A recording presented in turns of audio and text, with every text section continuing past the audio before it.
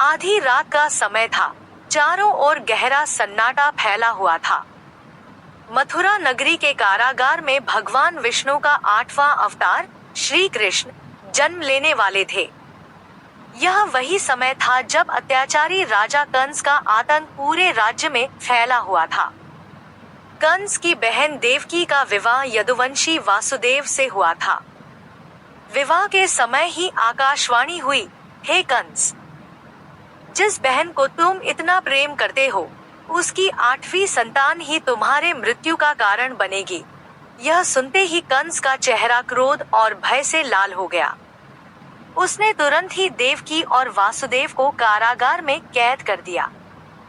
समय बीतता गया और जैसे ही देवकी संतान को जन्म देती, कंस उसे मार डालता। एक एक करके 7 बच्चों की हत्या कर दी गई। जब 8वीं संतान का समय आया, उस रात कारागार में अद्भुत प्रकाश फैल गया। स्वयं भगवान विष्णु प्रकट हुए और बोले, वासुदेव, देवकी, मैं तुम्हारा 8वां पुत्र हूँ। अब तुम मुझे तुरंत गोकुल ले जाओ। वहाँ नंद और यशोदा के घर मेरा पालन पोषण होगा। रात के 12 बजे श्री कृष्ण का जन्म हुआ।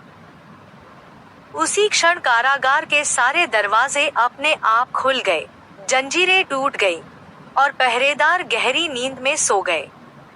वासुदेव ने नन्हे कृष्ण को टोकरी में रखा और यमुना नदी की ओर चल पड़े। उस रात यमुना नदी उफान पर थी, लेकिन जैसे ही वासुदेव पानी में उतरे, नदी का जल शांत हो गया और उन्हें मार्ग देने लगी।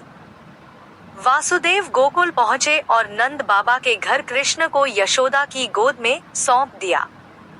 फिर वे चुपचाप कारागार में लौट आए और किसी को कुछ पता भी नहीं चला। इस तरह भगवान कृष्ण का बाल्यकाल गोकुल और वृंदावन में बीता, जहां उन्होंने प्रेम, भक्ति और आनंद का संदेश दिया। कृष्ण जन्माष्टमी हमें यही सिखाती है कि सत्य और धर्म की विजय निश्चित है। चाहे अधर्म कितना भी शक्तिशाली क्यों न हो, अंत में उसका नाश होता ही है।